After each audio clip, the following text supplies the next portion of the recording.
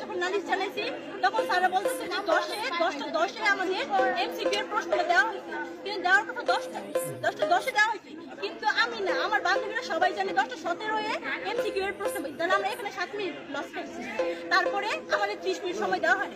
তো যখন আমি ফুল 30টা এমসিকিউ আনসার করতে পারি না, তখন আমি বলছি যে স্যারের যখন খাতাটা টানবেন, তখন স্যার বলছে স্যার আপনি কিন্তু 30 মিনিট সময় দেন নাই, আমরা কিন্তু পাইলাম না সময়। স্যার আমাকে কেমন জোরে বলতেছে, আমি প্রথম নতুন ছাত্রী, আমি তো অতিথি ছাত্রী, আমি তো নতুন ছাত্রী, অতিথির মতো আমাকে আমার সাথে কেউ ব্যবহারটা করতে পারে। আমি দে কথা দে, এক্ষুনি দিবি, 1 সেকেন্ডের সময় দিবি, দে কথা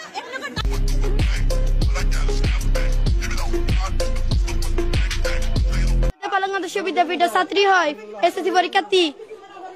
তো আমাদের কেন করতে পারবেন না? না হলে স্কুল রক্ষা করেন, না হলে আমাদের পরীক্ষা দেওয়ার ব্যবস্থা করেন, না হলে বলে পরীক্ষা দিতে পারবে না। না, কোন একটা তো বলতে হবে, কোন একটা তো বলতে হবে। তাহলে আমরা স্কুল জ্বালিয়ে দিব, এখানে আপনারা কিচ্ছু করতে পারবেন না। স্যার আমি হলো যে বাংলাদেশ বিদ্যাপীঠের ছাত্রী হয়, আমি এসএসসি পরীক্ষার্থী।